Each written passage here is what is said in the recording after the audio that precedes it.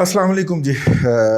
जुमे हफ्ते का दिन है और हफ्ते के दिन जो है वो थोड़ा सा दिन का आगाज़ ताख़ीर से होता है, इसलिए कि हफ्ते के दिन जो है जुमे के दिन हमारी एक एक्टिविटी होती है, सारे दोस्त मिल बैठते हैं और उसमें वजाहत मसूद साहब हैं, अपने गौहर भट्ट साहब हैं, इमदाद सुमरो साहब हैं और हम सब के मेज़बान होते हैं इमरान शफ़क़त साहब। कल भी उनकी उसको हमने बैठक का नाम दे रखा है, वो इमरान शफ़क़त साहब के जो यूट्यूब चैनल है टेलिंग्स के नाम से, उसके ऊपर चढ़ता है, अपलोड होता है और दुनिया भर से उसके लिए तारीफ़, तौसीफ़ और तनकीद आती है। जो दुश्मनी से देखते हैं देखते तो हैं, मैं शाद हूँ कि हूँ तो किसी की निगाह में, जो तनकीद करता है वो भी दरअसल तौसीफ़ ही कर रहा होता।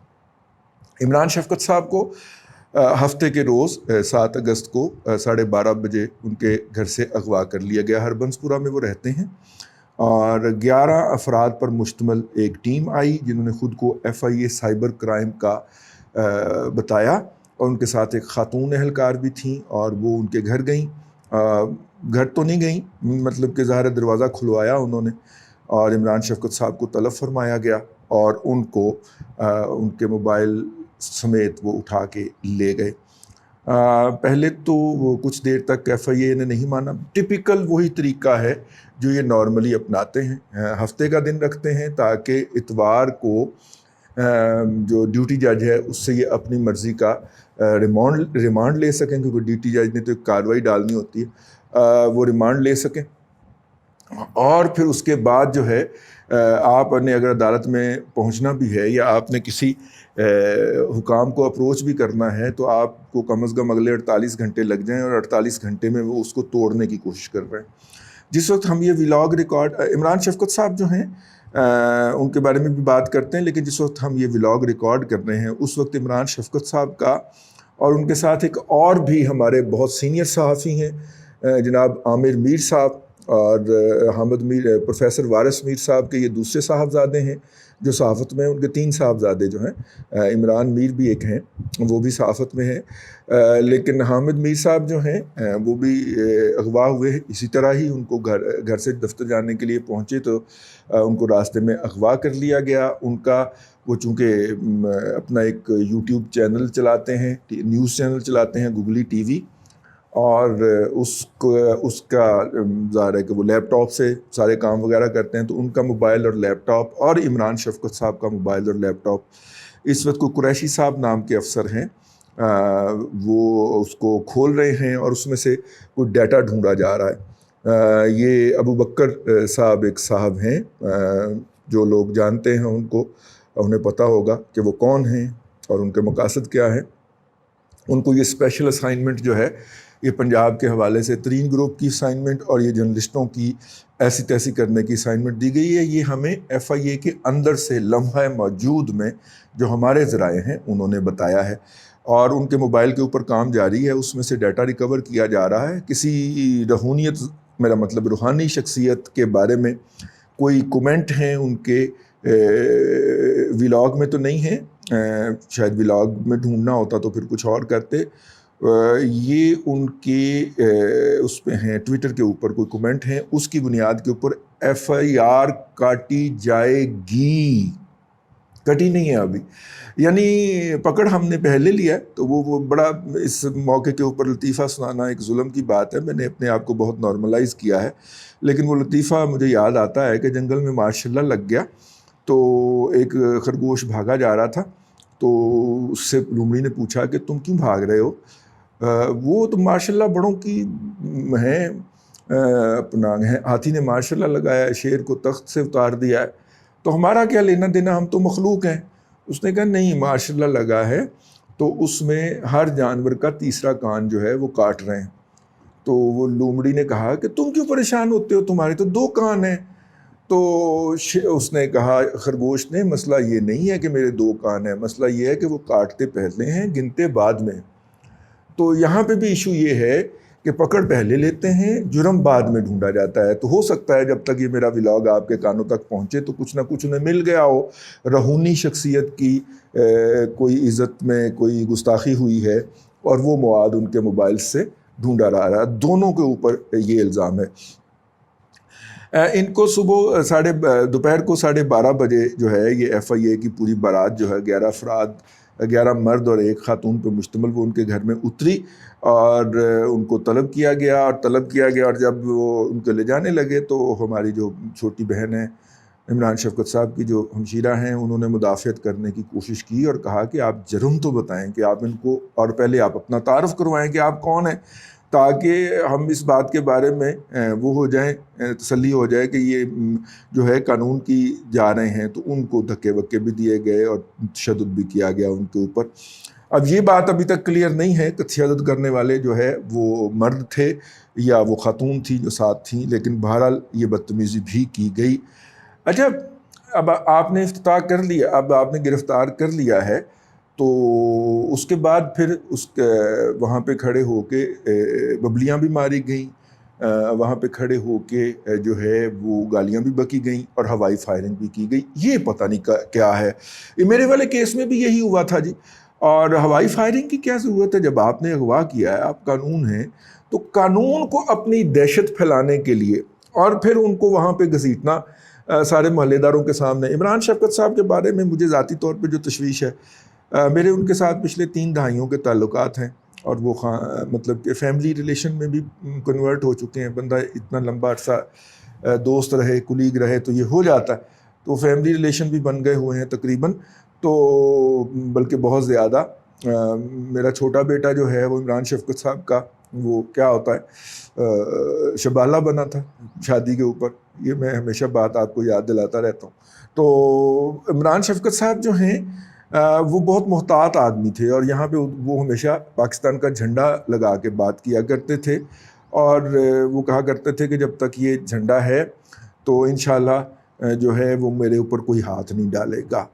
اب عمران شفقت صاحب کو میں نے بہت سمجھایا، میں نے کہا جنہوں نے پاکستان کی عزت رول دی ہے وہ اس جھنڈے کی عزت نہیں کریں گے، تو آپ کی یہ جو ہے یہ کاوش یہ مدافعانہ حوالے سے کامیاب نہیں ہوگی۔ اور وہی ہوا جو میرا خدشہ تھا کہ جب ان کو پکڑنے کا فیصلہ ہوا، ظاہر ہے کسی اعلیٰ لیول پہ ہی ہوا ہوگا، کیونکہ وہ جو اسپیشل فورس بنائی ہے FIA کے اندر جناب عمران خان صاحب کی ہدایت کے اوپر ان کے خصوصی معاون نے، تو اس کو اسپیشل اسائنمنٹ اسپیشل جگہ سے آتی ہوں گی نا جی۔ تو اور خاص طور پہ جب ان کے پاس کوئی مواد بھی نہیں ہے کہ انہوں نے عامر میر صاحب نے اور عمران شفقت صاحب نے کوئی کام کیا، تو میں عمران شفقت صاحب کے حوالے سے، کیونکہ ان کے ساتھ بہت کلوز ریلیشن ہے اور کم از کم روزانہ ہماری 3-4 دفعہ بات ہوتی ہے اور مہینے میں ہفتے میں 2 سے 3 ملاقاتیں بھی ہوتی ہیں بڑی ڈیٹیل قسم کی۔ کبھی وہ اپنا ولاگ مجھ سے ڈسکس کرتے ہیں، کبھی میں ان سے ڈسکس کرتا ہوں۔ عمران شفقت صاحب جو ہیں وہ بہت جلد اپنی جو کوتاہی یا غلطی ہو اس کو تسلیم کر لینے والی روح ہیں، وہ کبھی اصرار نہیں کرتے غلطی کے اوپر، اور جب ان کی توجہ دلائی جائے تو وہ کر لیتے ہیں۔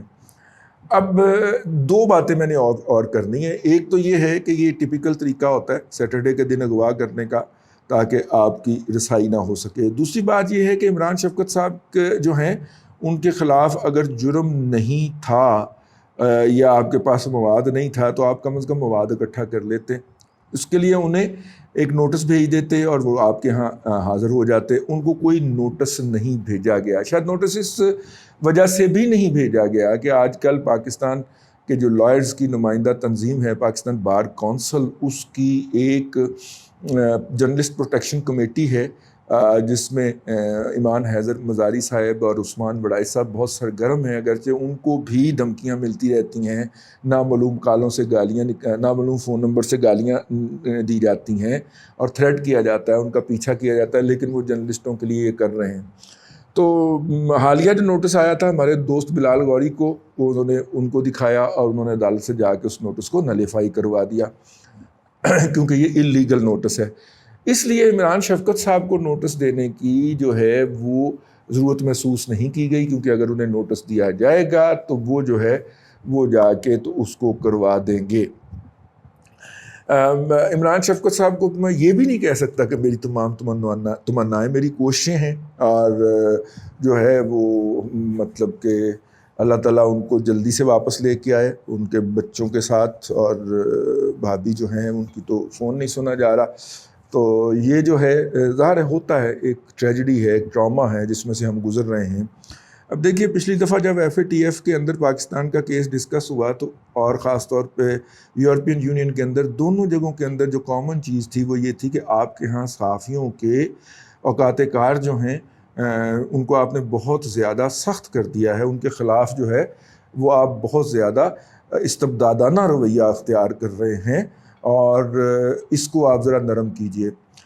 عامر میر صاحب جو ہیں وہ انٹرنیشنل میڈیا میں بھی لکھتے ہیں انگریزی کے اندر، تو ان کی خبر تو عالمی خبر بنے گی ہی بنے گی.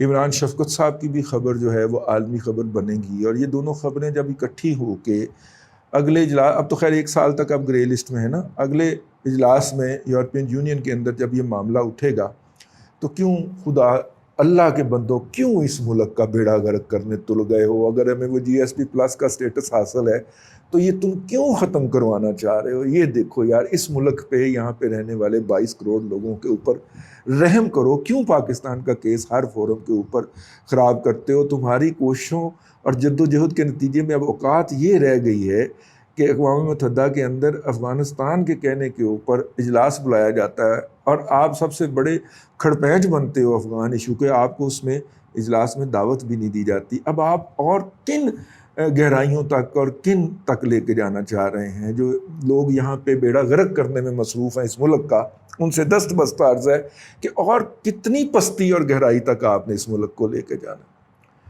اللہ کرے سینٹی پرویل کرے. جس لا آفیسر نے، جن جج صاحب نے ہماری سنڈے کے دن بیل لی تھی، ان کو عبرت کا نشان بناتے ہوئے اگلے دن تبدیل کر دیا گیا تھا یہاں سے. اب دیکھیے ہو سکتا ہے کوئی اپنی جان پہ کھیل کے کل عمران شفقت کی اور عامر میر کی بیل لے لے اور کوئی نہ لے. مجھے گھر سے نکلنے سے فیملی نہیں نکلنے دے رہی، تو میں نے انہیں بڑی تسلی سے کہا، میں نے کہا نہیں، یہ FIA والوں کی اتنی کی کیپیسٹی ہے، وہ ایک دن میں 2 آپریشن ہی کیا کرتے ہیں، 2 بندے ہی اٹھاتے ہیں. جب میں اٹھایا گیا تھا تو اس دن بھی 2 بندے ہی اٹھائے گئے تھے، تیسرے والی ان کی کیپیسٹی نہیں ہے، کیپیسٹی بلڈنگ کی ضرورت.